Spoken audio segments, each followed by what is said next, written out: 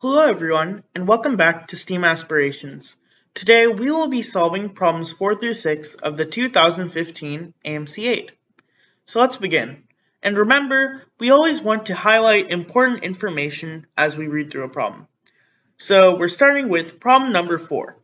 The Centerville Middle School chess team consists of 2 boys and 3 girls. A photographer wants to take a picture of the team to appear in the local newspaper. She decides to have them sit in a row with a boy at each end and the 3 girls in the middle. So we're just going to create what the photographer will take. So we'll have a boy at each end and we'll have 3 girls in the middle. And we essentially want to find out the number of arrangements that are possible. So let's consider the boys and girls separately. So we know we have 2 boys. We have B1 and we have B2. And if we just ignore the girls for now, there's 2 possible ways to arrange the boys. We have B1 first and B2 second, or B2 first and B1 second. So that's 2 ways to arrange the boys. Now let's consider the girls. We have G1, G2, and G3. So in order to find out the number of ways we can arrange the girls, we use the multiplication rule. So we know that there's 3 girls, so there's 3 ways to choose the first one, and then you multiply that by the number of ways you can choose the second one, which is 2, because there's 2 girls left, and then the last one, there's only 1 way to choose it, and that's equal to 6 ways. And of course, you can count them out. You have G1, G2, 3, 3, G1, G3, G2. You have G2, G1, G3. There's also G2, G3, G1. We also have G3, G1, G2, and we finally have G3, G2, G1, which is, just like we found earlier, 6 different ways.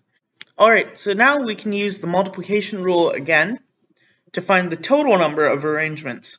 So we have 2 ways to arrange the boys multiplied by 6 ways to arrange the girls,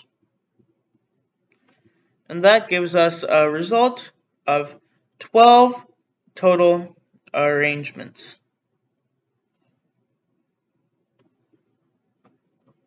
And you can see, if we look back at the answer choices, that is choice E. Alright, so now let's move on to problem number 5. We have that Phillies basketball team scored the following points over the course of the first 11 games of the season. And then we have a bunch of scores.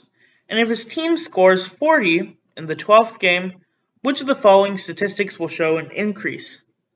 So the best way to do this would be to actually add in 40 to the list of statistics and then compute the statistics before and after. So let's first look at all of these before the change. We have that the range is equal to the last element minus the first element. So let's just mark before in black. Let me just move that a little bit to the... So we have before in black and after in green. Alright, so we have that the range before, let me just add 40 to this list. The range is going to be the largest element minus the smallest element, which in this case is 42. And that is equal to 31. Now if we look at the after, we have that the minimum is now 40. So the after range would be 73 minus 40, which is equal to 33.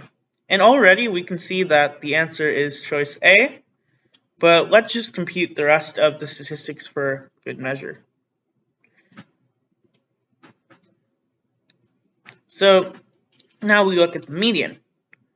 The median before is going to be the sixth element, since 11 plus 1 over 2 is equal to 6, and the sixth element is therefore in the middle. And if we look at the sixth element, that's 1, 2, 3, 4, 5, 6, which is 58. So the median before is 58. Now we look at the after. Since there's 12 games this time, we need to take the average of the two middle elements, which in this case will be 6th and 7th. So we have 1, 2, 3, 4, 5, 6th element and 7th element. So this is element 6, this is element 7. The median is going to be the average of them, so that's 58 plus 58 over 2, which is equal to 58. And by the way, we are looking for the statistic that shows an increase. And since the median doesn't change, it is not B. Now let's move on to the mean. Now, to calculate the mean, we need to take the sum of the elements and divide it by the number of games. So let's start with these first 11 games. So the sum is 42 plus 47 plus 53 plus 53 plus 58 plus 58 plus 58 again plus 61 plus 64 plus 65 plus 73. And we start by summing 47 and 53, that's just 100, plus 42 and 58 is also 100, plus, and then there's 61 plus 64. Let's just cancel out the ones we've already summed. We have 61 plus 64 plus 65 is equal to 125 plus 65, which is equal to 190. And then we have, cancel these out, 53 plus 73 is equal to 126. And then finally we have 58 plus 58 is equal to 116. And when we sum all these, we have 326 for 100 plus 100 plus 126. And we have 306 for 190 plus 116. And if we add these two together, we get the total sum is 632. So the mean is 632 over 11, which is approximately equal to, let's see, if we do the division, we have that this goes in, 11 goes into 63 5 times, it's 82. We have 7.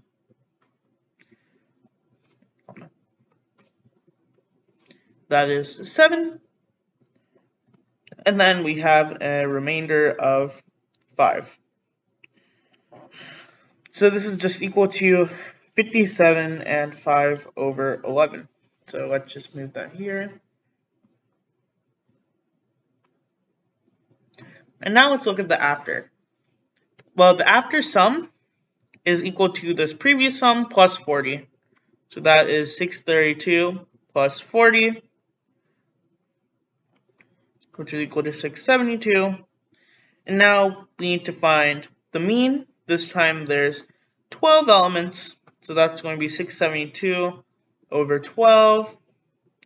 That is equal to 168 divided by 3, which is, of course, equal to 56. And the mean changes, but the mean actually decreases. And we're looking for the statistic that shows an increase, so it's not the mean either. Now let's look at the mode. The mode is the element that appears most frequently. So as you can see in the list, we have 3 58s, 2 53s, 142, 147, 161, 164, 165, and 173. And since 58 occurs thrice, that means that the mode 4 is 58. What about afterwards? We add a 40 to the list, but everything else still occurs only once or twice.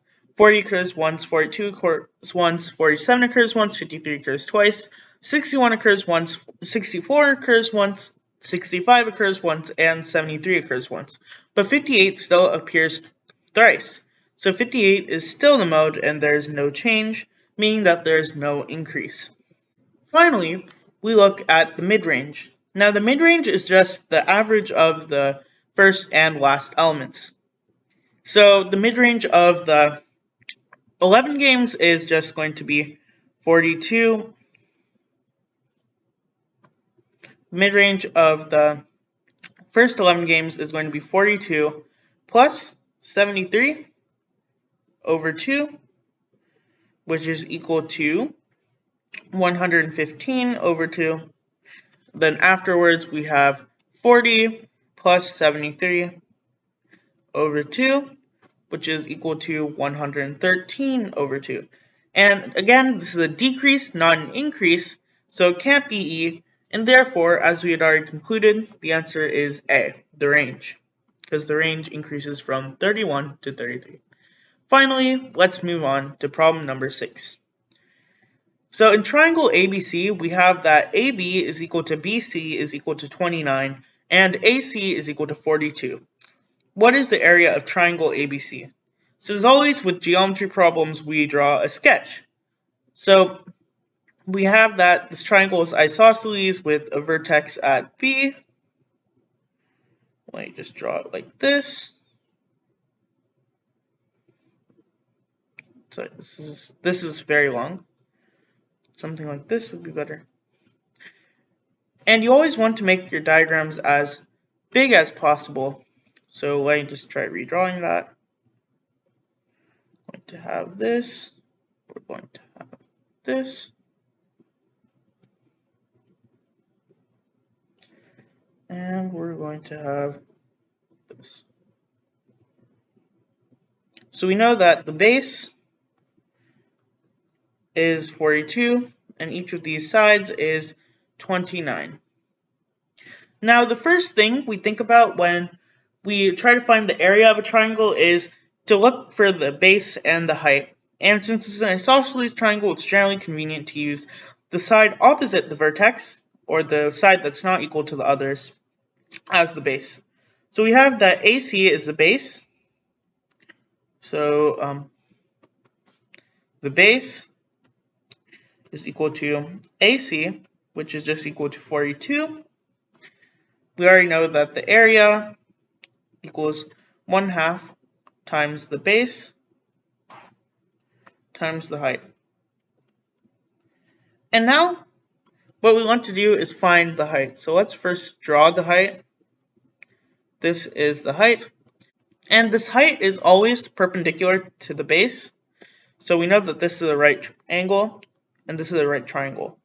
And in isosceles triangles, we also note, let's first denote this point as M, because in isosceles triangles, we also know that these two lengths are equal because they are congruent triangles.